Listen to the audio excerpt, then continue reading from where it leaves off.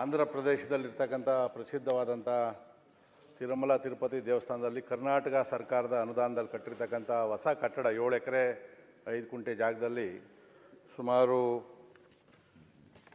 358 room ಮತ್ತು ಒಂದು ಕಲ್ಯಾಣ ಮಂಟಪ ಏನು ಕಟ್ಟಿದ್ವಿ. ಮೊನ್ನೆ ನಾನು ಕಟ್ಟಿದ್ವಿ. ಆ ವಿಚಾರವಾಗಿ ನಾನು ಸನ್ಮಾನ್ಯ ಸಾರಿಗೆ ಮತ್ತು ಕಂದಾಯ ಸಚಿವರ ಗಮನವನ್ನು ಸೆಳೆದಿದ್ವಿ. ಉತ್ತರವನ್ನು ಕೂಡ ಕೊಟ್ಟಿದ್ದಾರೆ. ಸೊ ಅದ್ರ ಬಗ್ಗೆ ಕೆಲವು ಕ್ಲಾರಿಫಿಕೇಶನ್ ಕೇಳ್ತೀನಿ. ನಾನು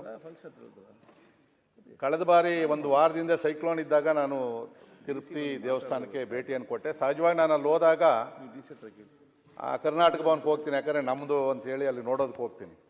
ಅಧ್ಯಕ್ಷರೇ, ಅಲ್ಲಿ ಹೋದಾಗ ಅಲ್ಲೇನಾಗಿದೆ ಅಂದರೆ ಫ್ರೀ ಕಾಸ್ಟಲ್ಲಿ ಕಟ್ಟಿರ್ತಕ್ಕಂಥದ್ದು, ಫ್ರೀ ಕಾಸ್ಟ್ ಸಿಸ್ಟಮಲ್ಲಿ ಕಟ್ಟಿರ್ತಕ್ಕಂಥದ್ದು. ಅದು ಚೆನ್ನೈ ಸಿಲ್ಕನ್ನವರು ಆ TTDಯಿಂದ ಕೊಟ್ಟಿರೋದು. ನಾವೇನು ಅಂದರೆ ಹಿಂದೆ ನಮ್ಮ ಸರ್ಕಾರ ಕೊಟ್ಟಾಗ PWD ಕೊಡೋದು ಬೇಡ, ಯಾಕಂದರೆ ಕಳಪೆ ಕೆಲಸ ಮಾಡಿ ಏನೋ ಹೆಚ್ಚು ಕಮ್ಮಿ ಆದರೆ ನಮ್ಮ ತಲೆಗೆ ಬರ್ತದೆ ಅಂತೇಳಿ TTDಗೆ ಕೊಟ್ವಿ.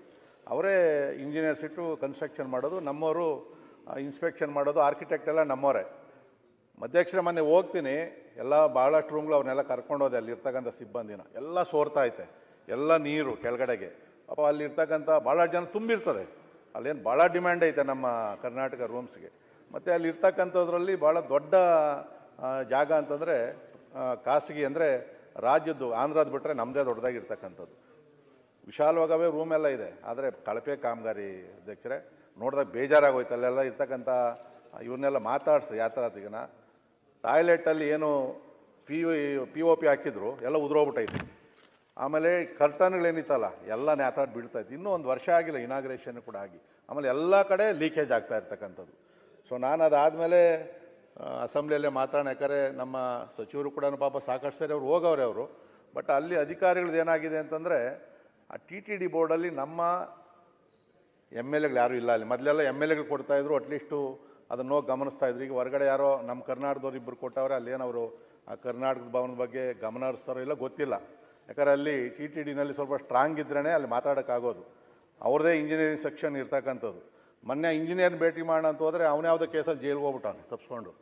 ಸೇಮ್ ನೋಡ್ತಕ್ಕಂಥ ಎಕ್ಸಿಕ್ಯೂಟಿವ್ ಇಂಜಿನಿಯರು ಇಲ್ಲಿ ನೋಡ್ತಾ ಇದ್ದವನೇ ಇಲ್ಲ, ಮೊನ್ನೆ ಯಾವುದೋ ಒಂದು ಡಾಲರ್ ಇದರಲ್ಲಿ ವಿಚಾರದಲ್ಲಿ ಅವ್ರು ಒಳಗಡೆ ಹೋಗಿದ್ದಾನೆ. ಇದು ಚೌಲ್ಟ್ರಿ, ಬಿಗ್ಗೆಸ್ಟ್ ಚೌಲ್ಟ್ರಿ ಅಂದರೆ ನಮ್ಮದೇ ಇರ್ತಕ್ಕಂಥದ್ದು. ಚೆನ್ನಾಗೈತೆ, ಅಲ್ಲೂ ಲೀಕೇಜ್ ಬರ್ತಾ ಇರ್ತಕ್ಕಂಥದ್ದು.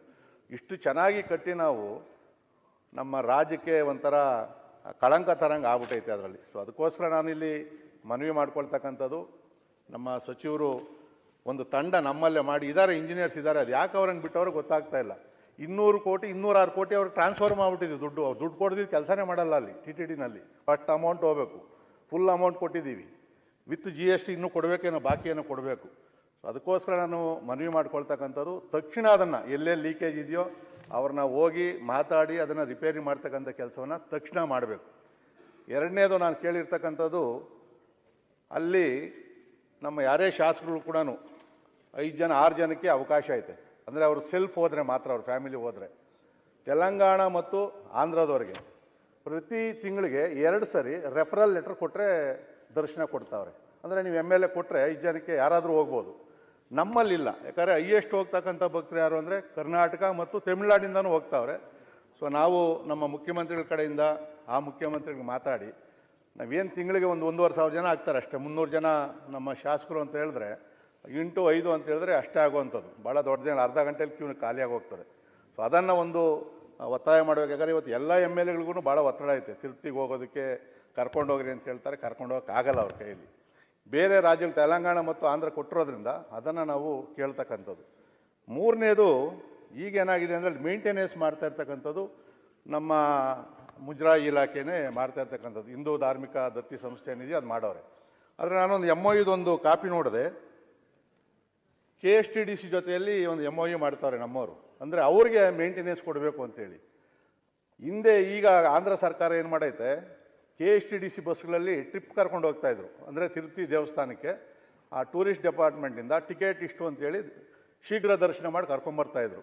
ಅಲ್ಲೇನಾಯಿತು, KSTDCಯಲ್ಲಿ ಎಕ್ಸ್ಟ್ರಾ ದುಡ್ಡು ಕೊಟ್ಟು ಸ್ವಲ್ಪ ಅವ್ಯವಹಾರಾಗಿ TTD ಕ್ಯಾನ್ಸಲ್ ಮಾಡೋಕ್ಕೆ ಬೋರ್ಡಲ್ಲೇ ಡಿಸಿಷನ್ ತೊಗೊಂಡು KSTDC ಆಗಿರಲಿ, ತಮಿಳ್ನಾಡು ಟೂರಿಸ್ಟ್ ಯಾವುದೇ ಅಷ್ಟೇ, ಯಾವುದೇ ಟೂರಿಸಮ್ ಡೆವಲಪ್ಮೆಂಟ್ಗೆ ಈಗ ದರ್ಶನ ಮಾಡೋಕ್ಕೆ ಅವಕಾಶ ಕೊಡ್ತಾಯಿಲ್ಲ. ಆದರೆ ಈಗ ನಮ್ಮ ಸರ್ಕಾರ ಏನು ಮಾಡ್ತಾಯಿದೆ, KSTDCಗೆ ನಮ್ಮವರು ನೋಡೋಕೆ ಕೊಡ್ತಾವ್ರೆ. ಅದಕ್ಕೆ ಆಂಧ್ರ ಸರ್ಕಾರದ TTD ಬೋರ್ಡ್ ಒಂದು ತೀರ್ಮಾನ ತೊಗೊಂಡವ್ರೆ. KSTDC ಇರ್ತಕ್ಕಂಥದ್ದು ಹೋಟೆಲ್ ನಡೆಸೋದಕ್ಕೆ ಟೂರಿಸ್ಟ್ಗಳಿಗೆ ಇದು ಇರ್ತಕ್ಕಂಥದ್ದು ಭಕ್ತರಿಗೋಸ್ಕರ. ಸೊ ಇದನ್ನು ವ್ಯಾಪಾರ ಮಾಡೋಕ್ಕಾಗೋದಿಲ್ಲ ನಾವು. ಸೊ ಅದಕ್ಕೋಸ್ಕರ KSTDCಗೆ ಏನಾದರೂ ಕೊಡುವಂಥ ಸರ್ಕಾರದ್ದು ಏನಾದರೂ ಹುನ್ನಾರ ಇದ್ದರೆ, ಅಂದರೆ ಏನಾದರೂ ಇದ್ದರೆ ದಯವಿಟ್ಟು ಕೊಡೋಕ್ಕೆ ಹೋಗಬೇಡಿ. ಇಲ್ಲೇನಾಗ್ತದೆ, 2 ಬೆಡ್ ಇರ್ತದೆ ಅಂದ್ಕೊಳ್ರಿ, 5 ಜನ ಹೋಗಿ ಅದರಲ್ಲಿ ಇರ್ತಾರೆ, ಏನೋ ಅಡ್ಜಸ್ಟ್ ಮಾಡ್ಕೊಂಡಿರ್ತಾರೆ, ಯಾಕಂದ್ರೆ ರೂಮ್ ಸಿಗೋದಿಲ್ಲ. ನೀವು KSTDC ಕೊಟ್ಟರೆ ಏನಾಗ್ತದೆ, ಇಬ್ಬರಿಗೆ ಕೊಡೋದು. ಆಮೇಲೆ ಅವ್ನು 24 ಗಂಟೆ 12 to 12 ಅಂತ ಹೇಳ್ತಾನೆ, 12 ಗಂಟೆ ಚೆಕ್ ಇನ್ನು ಇದು ಅಂತೇಳಿ. ಇದಾಗೋದಿಲ್ಲ. ಮತ್ತು ಅಲ್ಲಿ ಯಾರನ್ನ ಹೋದರೆ 100% ಕೋರ್ಟ್ಗೆ ಹೋಗ್ತಾರೆ, ಸ್ಟೇನು ತರ್ತಾರೆ. ಅದಕ್ಕೋಸ್ಕರ ಅದನ್ನು ಉತ್ತರವನ್ನು ನಾನು ನಮ್ಮ ಸಚಿವರ ಕಡೆಯಿಂದ ಬಯಸ್ತಾ ಇದ್ದೀನಿ, ಸ್ಪಷ್ಟೀಕರಣ.